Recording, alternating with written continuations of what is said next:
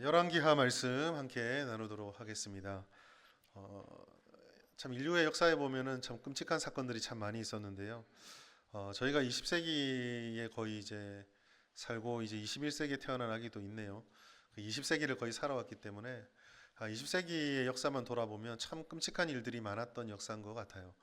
특별히 이제 뭐 예를 들자면 그 1차 세계대전 같은 경우에 그런 예가 될 수 있겠죠.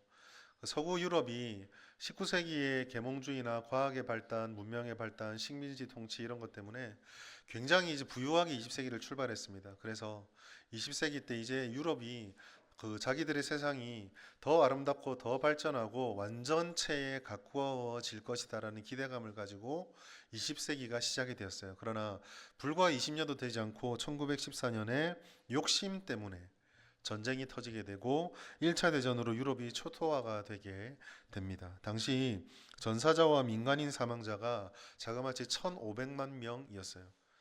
굉장히 많은 숫자죠. 자기들도 너무 끔찍했기 때문에 다시는 이런 일이 없어야 되겠다라고 국제 연맹을 만들고 시작했는데 불과 20년이 안 지나서 또 전쟁을 치릅니다. 2차 세계 대전이 벌어지게 되죠. 이유는 다 똑같았어요. 식민지, 경제 논리, 자기의 힘을 과시하고 앞서가고 싶은 욕망 뭐 이런 것들 때문에 벌어집니다. 이 전쟁은요. 1차 세계 대전을 비웃듯이 훨씬 더 처참한 결과를 얻습니다. 1차 세계대전이 1,500만 명의 전사자와 민간인 사망자를 냈는데 2차 세계대전은 전사자와 민간인을 합쳐서 4,720만 명이 죽어요.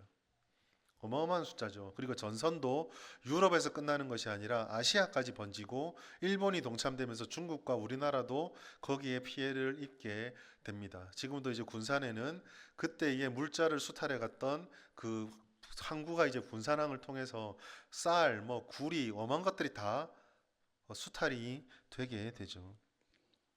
이걸 보면 인류가 과연 깨달을 수 있을까?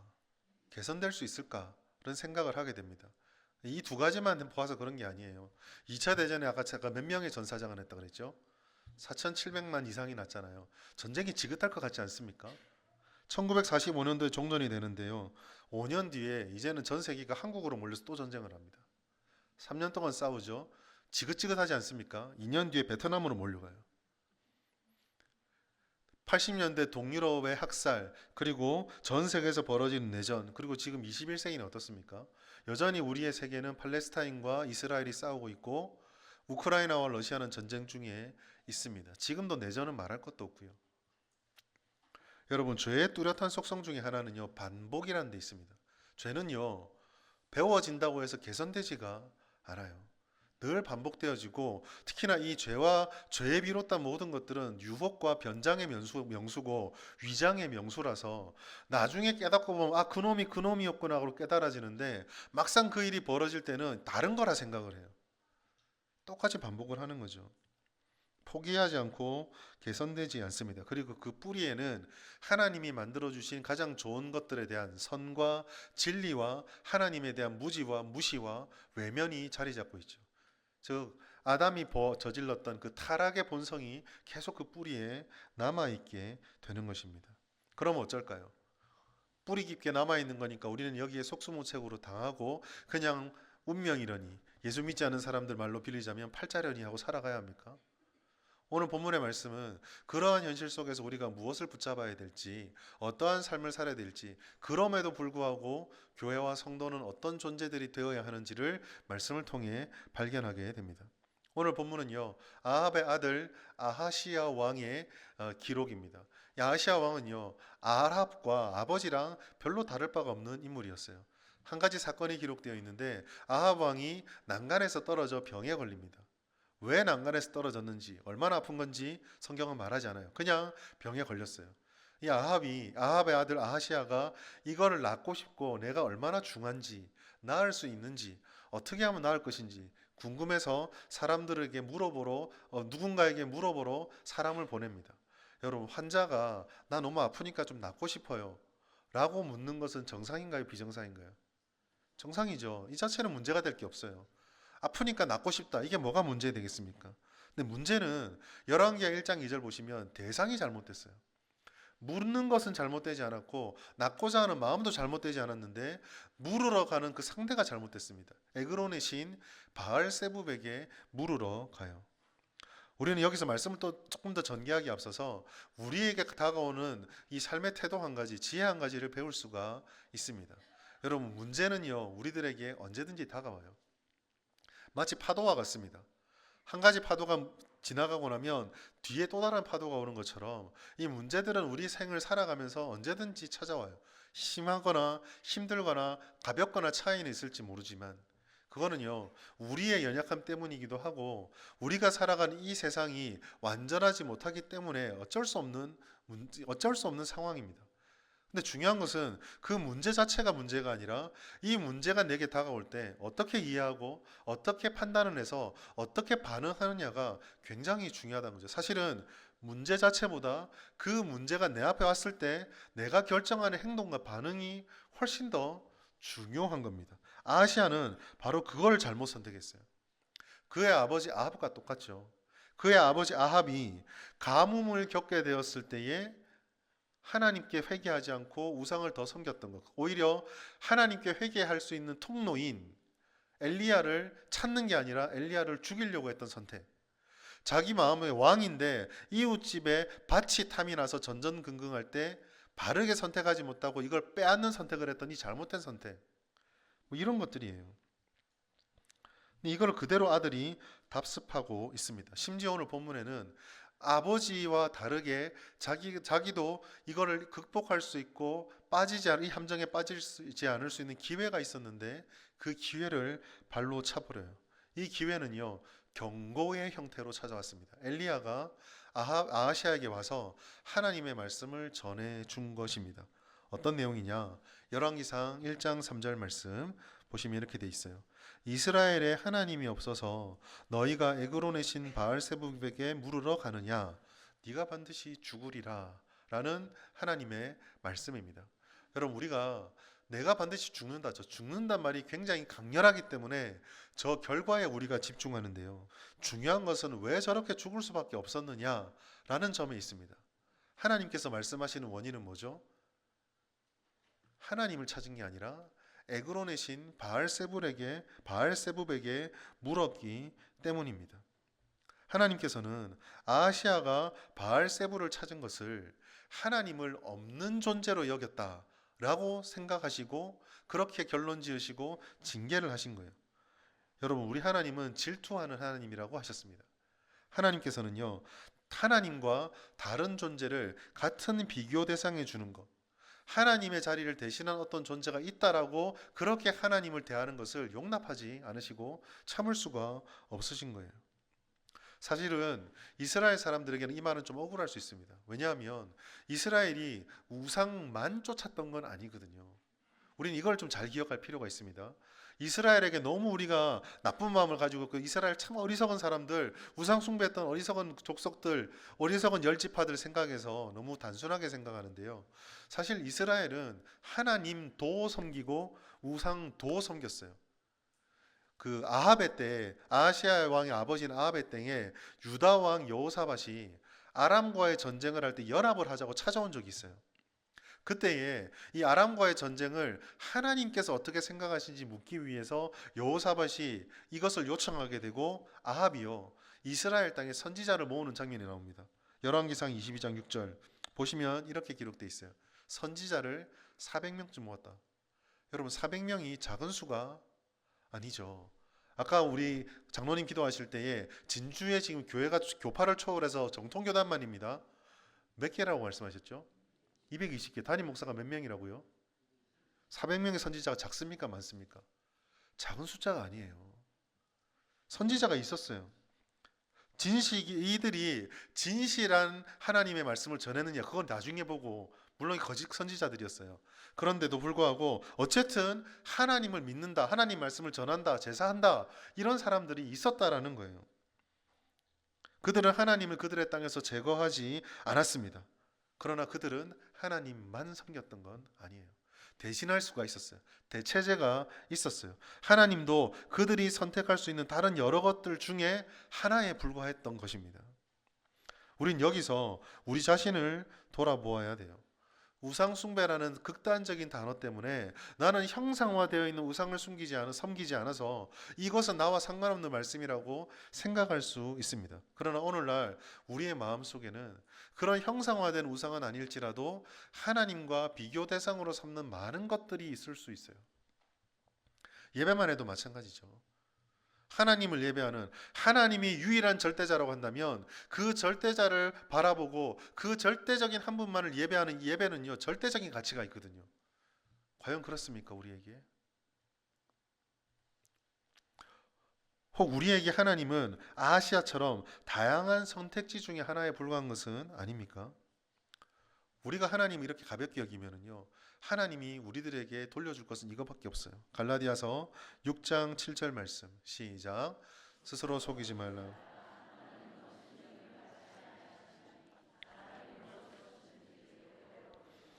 이 말씀의 뜻이 무엇입니까? 업신여기지 않으실 하나님을 내가 업신여기면 업신여김을 뿌렸으니 내가 거둘 것도 뭐라고요? 업신여김이라고. 저는 이 말씀 묵상하면서 좀 심장이 내려앉더라고요. 세상이 교회를 업신여기는 건 우리가 하나님을 업신여기기 때문 아닙니까? 말씀이 그렇게 말하잖아요.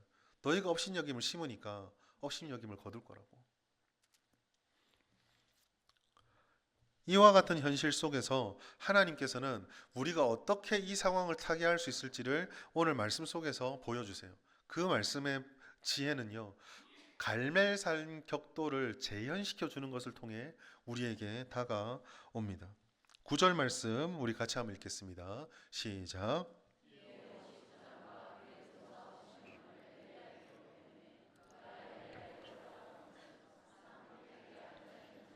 그가 엘리에게 이르되 하나님의 사람이여 왕의 말씀이 내려오라 하셨나이다.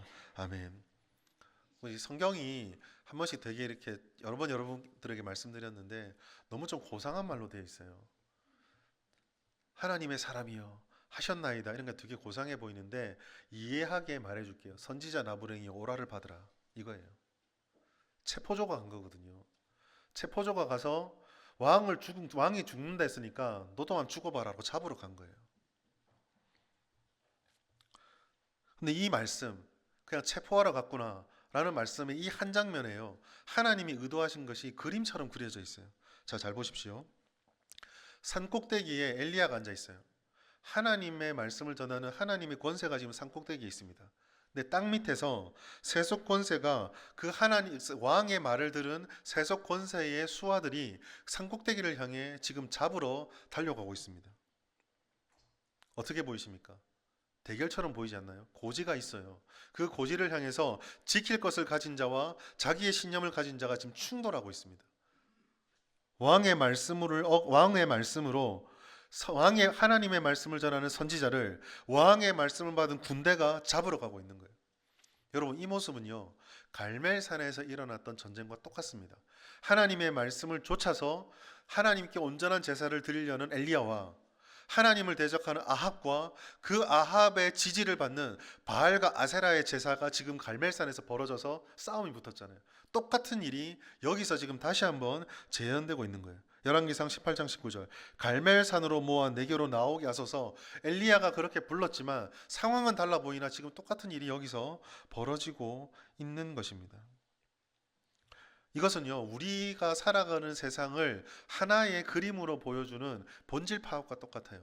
여러분, 우리가 이 세상을 사는 동안요, 이런 격돌은요, 시대가 바뀌고 사람이 바뀌고 사건이 바뀔 뿐 끊임없이 재현되어집니다.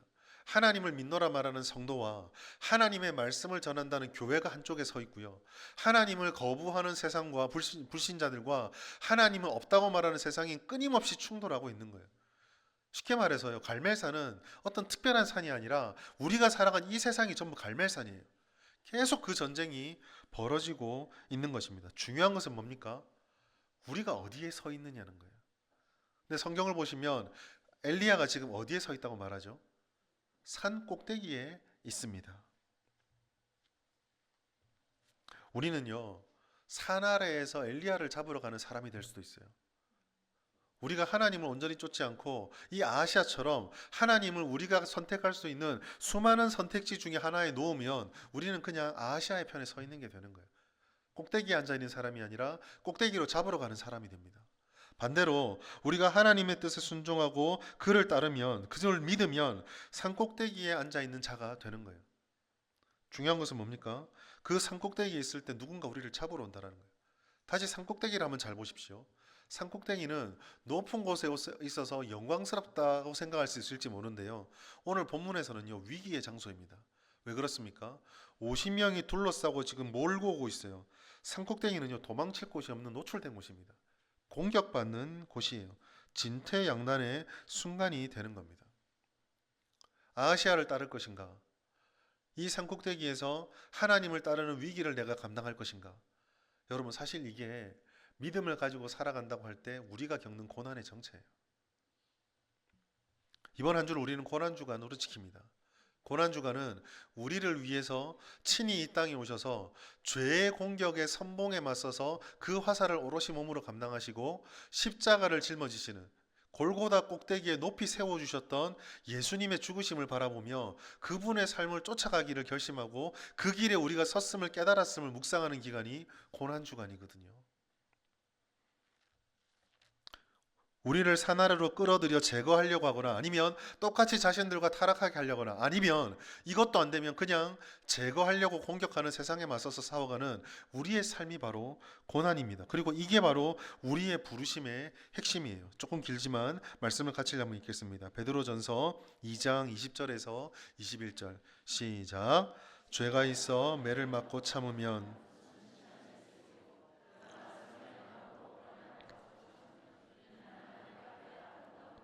이를 위하여 너희가 부르심을 받았으니 그리스도도 너희를 위하여 고난을 받으사 너희에게 본을 끼쳐 그 자취를 따라오게 하려 하셨느니라. 아멘. 우리를 향한 하나님의 사명은 분명합니다. 그런데 여러분, 저 말씀이 무슨 말씀인지 알겠는데 쉽지 않죠. 어렵고 힘이 듭니다. 그러면 그런 어려운 상황 속에 있는 우리들에게 오늘 말씀은 무엇이 소망이라 말해줄까요? 오늘 본문의 말씀은 이 모든 위기가 다시 하늘로부터 내려오는 불에 의해서 정리가 되어집니다.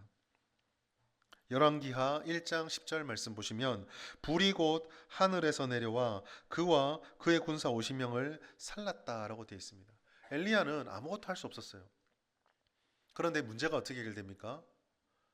하나님이 내리신 불에 의해서 이 50명이 제거되어집니다. 사랑하는 여러분, 산꼭대기에 둘러싸인 엘리야가 밑에서부터 땅을 밟으며 당당하게 쳐들어오는 그들 앞에서 엘리야가 할 수 있는 것, 엘리야가 향할 수 있는 방향은 딱 하나밖에 안 남았어요. 어디죠? 하늘입니다. 땅에는 도망칠 곳이 없어요. 땅에는 바라볼 곳이 없고 의지할 것이 없는데 하늘밖에 없습니다. 그런데 우리가 하늘로 올라갈 수 있나요? 그저 바라볼 뿐이에요. 갈망할 뿐이에요. 그런데 하늘이 열리고 하늘이 움직이니 역사가 나타나는 겁니다. 우리는 이 땅에서 참 믿음을 지키면 이처럼 고립될 수 있어요. 그런데 우리가 땅의 눈으로만 바라보기 때문에 고립되는 거예요. 사랑하는 여러분, 성도와 교회는 절대로 고립이 될 수가 없습니다. 왜 그렇습니까? 위에 하늘이 열려 있거든요. 세상이 교회를 가두었다고요? 세상의 성도들을 고립시켰다고요? 착각입니다. 하늘이 열려 있는데요.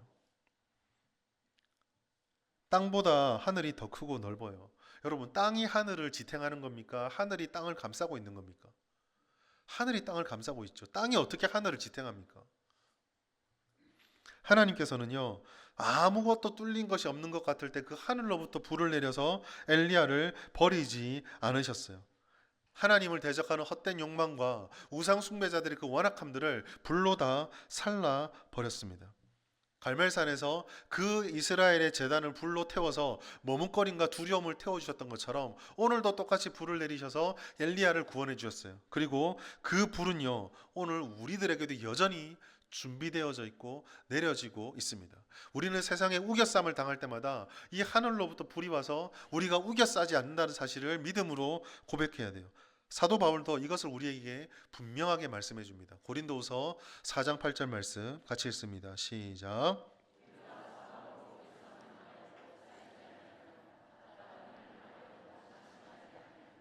아멘.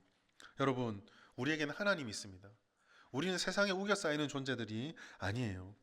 하나님께서는 하늘로부터 불을 내리셔서 순식간에 돌파구를 내시는 분입니다. 오늘 말씀도 보십시오. 한 번으로 못 깨닫고 두 번째도 못 깨닫는데 세 번째도 보내잖아요. 그런데 여러분, 그 불 때문에 깨달은 세 번째의 사람들, 생명이 어디 있구나라고 깨달았던 이 세 번째의 무리들은 살게 돼요. 열왕기하 1장 13절, 무릎을 꿇어 엎드려 간구하고 나의 생명과 당신의 종인 이 50명의 생명을 당신은 귀히 보소서.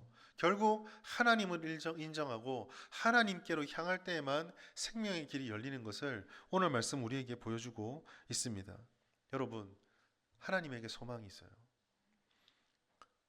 재현되는 갈멜산의 전투에서 우리에게 약속된 것은 반드시 반복되는 승리뿐이다라는 것을 우리는 기억해야 합니다. 그러면 중요한 나머지 한 가지 과제는 뭘까요? 이 승리를 우리는 어떻게 누릴 것인가? 우리 현실 속에서 재현되는 갈멜산의 전투를 우리는 어떻게 감당할 것인가? 오늘 말씀을 통해서 두 가지를 우리는 알 수 있습니다. 15절을 같이 한번 읽겠습니다. 열왕기하 15절 1장 15절 시작. 여호와의 사자가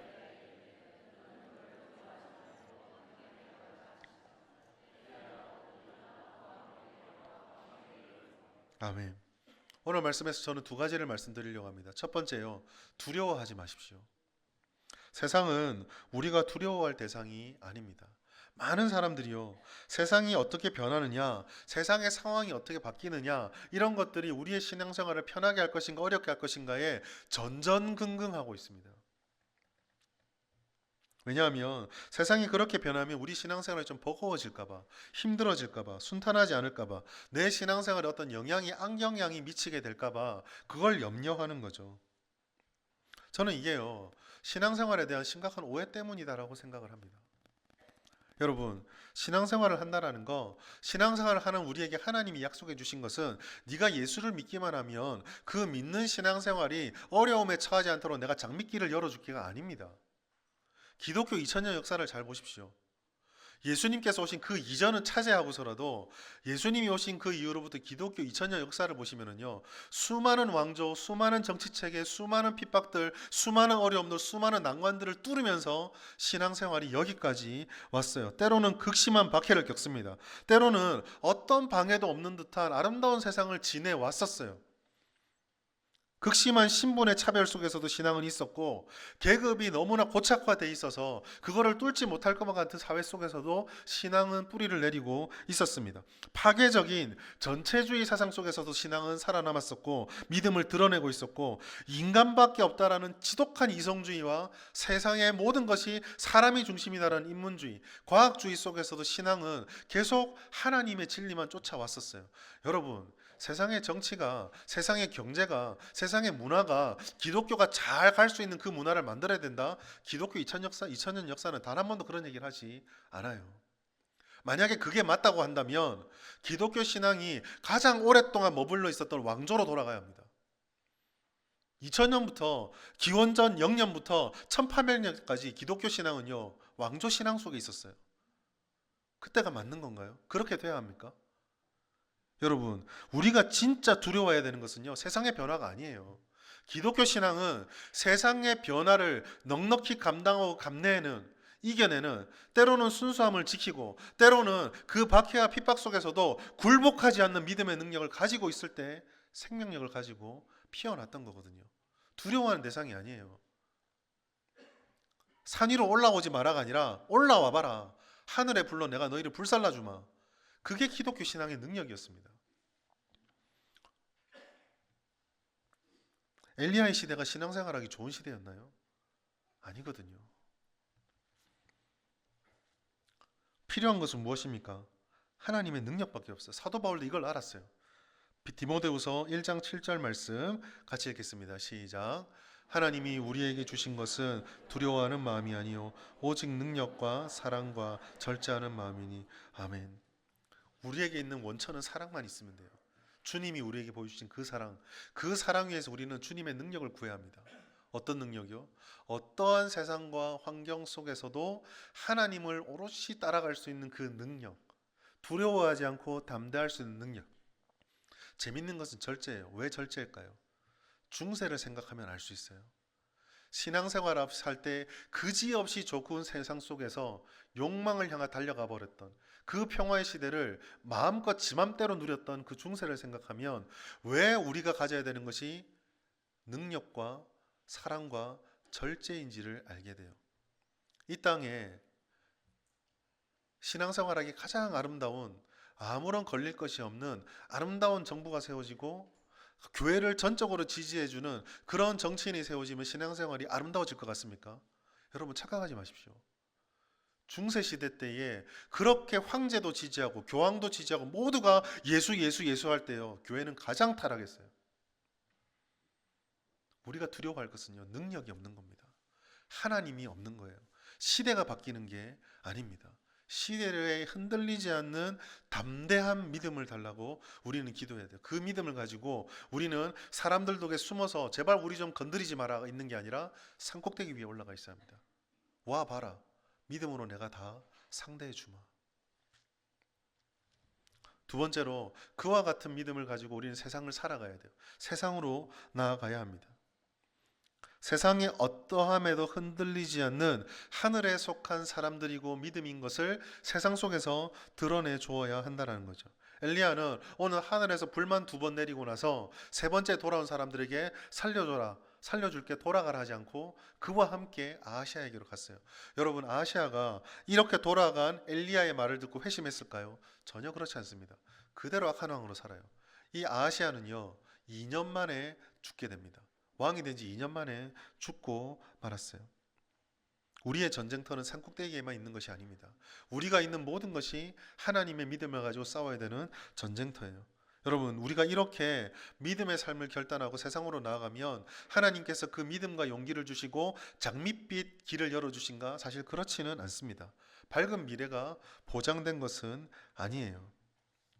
우리가 믿음을 지킬 때, 우리가 하나님께 간절하게 매달릴 때, 우리에게 부흥이 임하면 세상의 모든 것이 우리를 중심으로 재편될 것 같습니까? 1907년대 평양에 장대현 우웅이 운동이 임했을 때에 일본이 갑자기 통치를 멈추고 물러갔나요? 아니거든요. 그렇지 않습니다. 세상이 우리를 알아주고 우리의 목소리에 귀를 기울이지 않습니다. 에스겔서 2장 5절 말씀 같이 한번 읽겠습니다. 에스겔서 2장 5절 시작. 그들은 패역한 족속이라. 그들이 듣든지 아니 듣든지 그들 가운데 선지자가 있음을 알지니라. 아멘. 그들은 안 들어요. 그런데요, 안 듣기 때문에 우리가 세상으로에서 떨어져 나오는 게 아니라 우리의 사명은 그들이 어떻게 반응하느냐, 어떻게 듣느냐와 아무 상관없어요. 우리는요, 듣든지 아니 듣든지, 주목해 보든지 무시하든지 하나님의 빛을 전하고 하나님의 빛대로 그들 속에서 살아가야 하는 것입니다. 여러분, 빛은요, 누가 봐주기를 바라면서 빛나는 게 아니에요. 우리가 제자리에서 빛의 역할을 감당하고 있으면 불현듯 저곳이 밝구나 라고 누군가가 깨닫게 되는 것입니다. 우리는 참 빛이신 하나님을 드러내는 반사체입니다. 우리를 통해서 세상은 무엇이 참 믿음인지, 누가 진정의 믿음의 대상인지, 어떤 것이 진정한 삶이며 가치 있는 삶인지를 깨닫게 되는 겁니다. 죄의 흔적이 짙게 드리워서 자신만의 세상과 세계에 빠져있는 이들에게 천둥과 같고 빛과 같은 주님의 빛을 전하는 자들, 세상에 들어가서 사는 자들, 그게 바로 우리예요. 아합이라는 지독하게 짙은 어둠 속에서, 아하시아라는 2대에 걸친 어둠 속에서 엘리야가 그 속으로 들어가 찬란하게 빛났던 것과 같습니다. 사랑하는 여러분, 갈멜산의 대결은 수천 년 전에 끝이 났습니다. 그러나 여전히 이 대결은 우리의 삶에서 재현되고 있어요. 우리는 예수 그리스도를 믿었기 때문에 이미 그 산 꼭대기 위에 세워진 존재가 되었습니다. 그리고 우리는 여전히 하나님을 대적하는 세상이라는 삶의 포위가 되어 있습니다. 우리를 체포하려고, 우리를 넘어뜨리려고 공격해 옵니다. 그러나 여러분, 하늘이 열려 있다는 것을 잊어버리지 마십시오. 하늘은 우리가 하나님을 바라보고 손을 벌릴 때 우리의 손에 하나님의 은혜와 능력을 부어주시고 우리를 대적하는 이들로부터 우리를 지켜주시며 그 가시밭길 같은 길을 뚫고 갈 수 있도록 능력으로 함께해 주십니다. 그러니 우리는 그 은혜와 능력과 부를 갈망하며 하나님만 바라봅시다. 그 하나님의 능력을 의지하는 가운데 세상을 두려워하지 마십시오. 어떤 세상이 다가오든지 믿음으로 능히 감당하겠다라는 그 담대함을 우리가 가지기 바랍니다. 그리고 세상에서 그러한 믿음을 빛내는 인생들이 됩시다. 환영받지 못할 수도 있어요. 이해받지 못할 수도 있습니다. 그래도 그렇게 살아갑시다. 그러면 우리의 빛을 보고 분명 하나님이 예비하신 영혼들이 살아나고 둘러싸인 어둠 속에 빛나는 빛이 있음을 그들이 깨닫게 될 것입니다. 끝까지 부정하고 거부하는 자는 결국 승리라는 착각 속에서 패배라는 구렁텅이로 빠지게 될 뿐이에요. 오늘 우리가 이 말씀을 기억하시면서 재현되는 갈멜산의 전투 속에서도 반복하는 승리의 주인공이 되시는 우리 모든 성도님 되시기를 예수님의 이름으로 축복합니다.